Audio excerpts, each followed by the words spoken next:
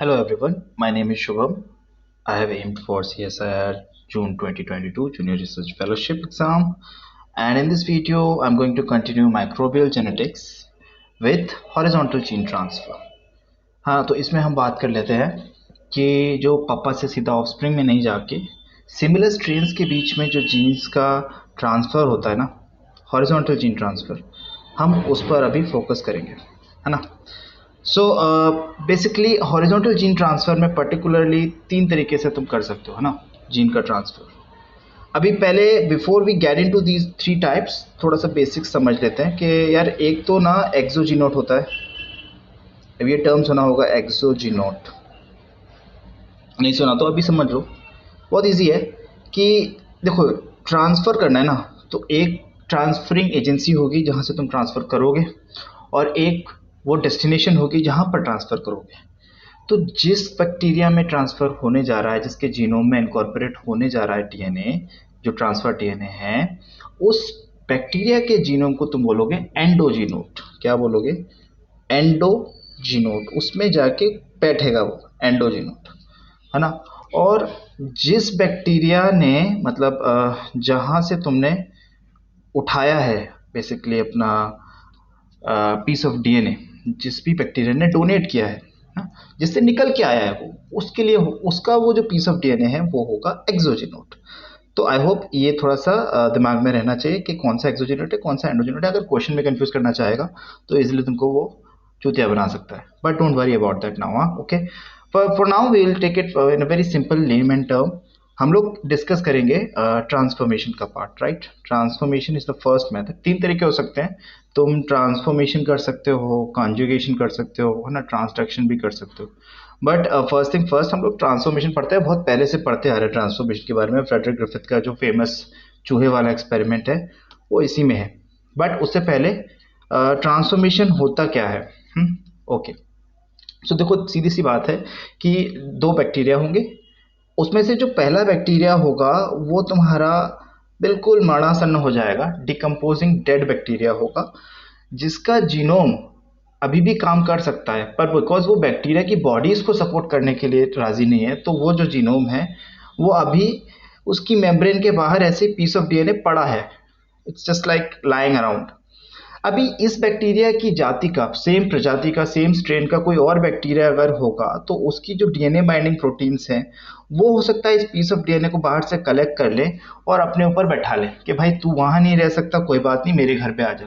तो अभी जो ये जो दूसरा डीएनए है इसको हम बोलेंगे रेसिपिएंट, और जिस बंदे से निकल के आया है जो piece of DNA, that will be donor.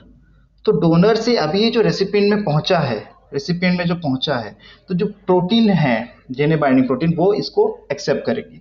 अभी एक्सेप्टेंस में भी ऐसा हो सकता है कि क्योंकि इसमें डीएनए एंजाइम होते हैं, तो ये डबल स्ट्रैंडेड जो बेसिकली है तो हैप्लॉइड ना, तो यूजुअली हैप्लॉइड होता है, लेकिन अभी क्या है, इसका जो हैप्लॉइड डीएनए आएगा डोनर का इसमें रेसिपिएंट में, तो थोड़ी देर के लिए एंडोन्यूक्लियस एक्टिविटी होती है, तो डबल स्टैंडर्ड सिंगल स्टैंडर्ड भी हो जाता है, लेकिन कुछ पार्ट कुछ टाइम के लिए। देखो बेसिकली क्या होता है, रेसिपिएंट के डीएनए का कुछ पीस एक्सचेंज हो जाता है जो दूसरा डोनर ने जो डीएनए दिया है उसके पीस ऑफ डीएनए से, तो ये एक्सचेंज होगा। अभी एक्सचेंज होते होते उस टाइम थोड़ी देर के लिए ये जो है डिप्लॉयड स्टेज में आ जाएगा, तब इसको हम बोलेंगे मीरोजाइगोट। कौन सा जाइगोट? मीरोजाइगोट। तो ये उस समय थोड़ी देर के लिए मीरोजाइगोटिक स्टेज में रहेगा, बट नेवरदलेस फाइनली ये अपने नॉर्मल हैप्लॉइड स्टेट में आ ही जाएगा। Okay, so now the point is कि भाई चलो अभी इसने बैठा लिया और डीएनए बाइंडिंग प्रोटीन की हेल्प से ये जो है पीस ऑफ डीएनए जो डोनर से रेसिपिएंट पर आके अंदर जा रहा है, ओके, चला गया और जाके एक्सचेंज हो जा रहा है। तो this is the complete natural process जो होती है। बट अभी सीन क्या है कि हमारा तो दिमाग खुरापाती है, तो नेचुरली तो देखो 30-40 स्पीशीज़ हैं, कुछ ग्राम पॉजिटिव स्पीशीज़ हैं, कुछ ग्राम नेगेटिव स्पीशीज़ हैं, जो अलग अलग मैकेनिज्म से जो ये है ट्रांसफॉर्मेशन करती हैं।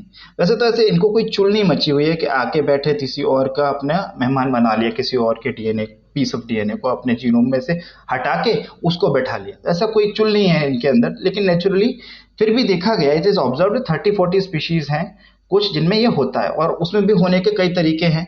अभी जो सबसे पहले जो पॉजिटिव ग्राम पॉजिटिव वाले हैं उसमें रिस्पॉन्सिबल माना गया है, और ये क्वेश्चन आ भी चुका है डीबीटी में। इसमें कॉम प्रोटीन्स होती हैं, कॉम जो कॉम्पिटेंस देती हैं रेसिपिएंट को, है ना, कॉम इज फॉर कॉम्पिटेंस, है ना। तो अभी ज़्यादा डिटेल में इसके नहीं जाना, बट द थिंग इज कि अगर हम ग्राम नेगेटिव की बात करें तो ग्राम नेगेटिव में ये दो मैकेनिज्म के शुरू हो सकता है। टाइप 4 पाथवे होता है एक, और एक होता है पीएसटीसी पाथवे। पीएसटीसी में P is for pilus, S is for secretion, T is for this twitching, yes twitching होती है, and finally S is for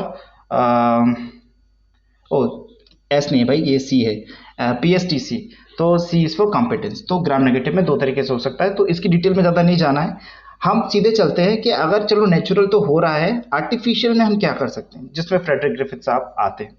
तो आर्टिफिशियल में दो तीन तरीके हैं, या तो तुम उसको कैल्शियम से ट्रीट कर दो ना, केमिकल ट्रीटमेंट कर दो। अभी कैल्शियम क्या करेगा, मेम्ब्रेन की परमेबिलिटी को बढ़ाएगा। अब परमेबिलिटी बढ़ गई तो क्या होगा, कोई भी डीएनए अंदर आ सकता है भाई, गेट्स ओपन हो जाते हैं, है ना। या फिर तुम उसको इलेक्ट्रोपोरेशन कर दो, है ना, यानी अच्छा खासा दो चार, अच्छा मतलब 440 वोल्ट का नहीं तो थोड़ा बहुत इसमें वोल्टेज देके इसकी पोरेशन बढ़ा के इसमें पोर्स क्रिएट कर दोगे मेम्ब्रेन में, तो इजीली तुम्हारा जो भी डोनर का डीएनए होगा वो अंदर आ सकता है। तो दो मेथड है इसमें से। ग्रिफिथ ने क्या किया वो तो ग्रिफिथ जाने, पर ग्रिफिथ का जो एक्सपेरिमेंट था चूहों वाला एक्सपेरिमेंट, वो आप जो है इम्यूनोलॉजी में भी पढ़ते हो। तो बेसिकली उसने क्या किया था, उसने एक बैक्टीरिया लिया, I don't know gram positive था ग्राम नेगेटिव था, बट न्यूमोनोकोकस जो है निमोनिया वाले बैक्टीरिया थे, उसके दो स्ट्रेन थे। It was type 2 R rough strain and type 2 S smooth strain. तो जो रफ वाला था उस पर कोई पॉलीसेकेराइड कैप जो है पॉलीसेकेराइड कोट नहीं होता, तो बेसिकली वो कैसा होता है, नॉन वेरुलेंट टाइप का होता है, नॉन वेरुलेंट। और जो स्मूथ वाला है ना, ये जो बंदा है इसके पास एक अच्छा खासा पॉलीसेकेराइड का प्रोटेक्टिंग कवर होता है, तो होस्ट की इम्यूनिटी इसका घंटा कुछ नहीं बिगाड़ पाती, और ये जो है होस्ट का कर देता है राम राम सत्य, यानी कि होस्ट चला जाता है सीधा कबर में। तो बेसिकली ग्रिफिथ साहब ने लैब के अपने चूहे लिए, विंस्टार चूहे लिए, जो भी लिए, और उन्होंने 4 फेज में एक एक्सपेरिमेंट कंडक्ट करा। उन्होंने क्या करा, सबसे पहले एक माइस में टाइप 2 आर स्ट्रेन यानी कि रफ स्ट्रेन जो कि नॉन विरुलेंट है उसको इंजेक्ट कराया। तो जो आपका माउस था वो इजीली क्या करेगा, सर्वाइव करेगा, बिकॉज होस्ट का जो इम्यून सिस्टम है वो इजीली इससे पार पा लेगा, इसको मार देगा, बिकॉज इसके ऊपर कोई प्रोटेक्टिंग कवर नहीं है, तो होस्ट सर्वाइव करता है। अभी सेकेंड फेज में क्या करा उन्होंने, टाइप 2 स्मूथ स्ट्रेन लिया। अब ये जो है विरुलेंट है, इसके पास एक अच्छा खासा प्रोटेक्टिव कवर है, तो इसमें क्या होता है, जो बैक्टीरिया है वो सर्वाइव कर जाता है और होस्ट के इम्यून सिस्टम की बैंड बच जाती है, तो वो जो माउस है वो डाई ऑफ हो जाता है। थर्ड फेज में व्हाट ही डिड, इन्होंने हीट किल्ड इसको हीट किल किया, ये जो टाइप 2 स्मूथ स्ट्रेन था इसको हीट किल किया, तो इसकी वजह से क्या हुआ, इसका जो कोड था वो खत्म हो गया। अब कोड खत्म हो जाएगा तो होस्ट का जो इम्यून सिस्टम वो अभी भी इसकी बैंड बजा सकता है, तो अब ये होस्ट का राम राम सत्य नहीं कर पाता और इसका राम राम सत्य हो जाता है, यानी कि होस्ट सर्वाइव करता है। अब ये तो थर्ड फेज हो गया। लास्ट फेज इसमें फाइनली उन्होंने क्या करा, इन दोनों इसमें इन्होंने जो हीट किल्ड वाला था टाइप 2 स्मूथ स्ट्रेन उसको मिक्स कर दिया टाइप 2 रफ स्ट्रेन के साथ। तो अब यहाँ पे जो डेड हो गया ऑलमोस्ट मरणासन स्थिति में टाइप 2 स्मूथ स्ट्रेन, वो अपना डीएनए एक्सचेंज कर लेगा एक healthy type 2 rough non virulent strain के साथ, जो कि सिमिलर स्ट्रेन है। तो इसीलिए ये रफ स्ट्रेन इसका जो कि सर्वाइव करना है, तो इसका जो डीएनए अपने में इनकॉर्पोरेट कर लेगा और कैप्सिड बन जाएगा इसके चारों तरफ, और इसको फिर नाम दे दिया उन्होंने, इसको ट्रांसफॉर्मिंग प्रिंसिपल कहा, और इसका नाम बन गया टाइप 3S स्ट्रेन। तो ये जो है ट्रांसफॉर्म होके अब फाइनली फिर से चूहे की राम राम सत कर दिया। बाद में इन्होंने इसको सेपरेट भी कर लिया था टाइप 3S जो है माइस का। तो आई होप आपको ट्रांसफॉर्मेशन अच्छा लगा होगा, होप सो कि आप भी कुछ ट्रांसफॉर्मेशन करेंगे अपनी स्ट्रैटेजी में अगर आपको लगता है, because if required. Anyways, so all the best for June 2022, and yeah, keep exploring, keep enjoying these nitty time grids. Thank you so much. Bye bye.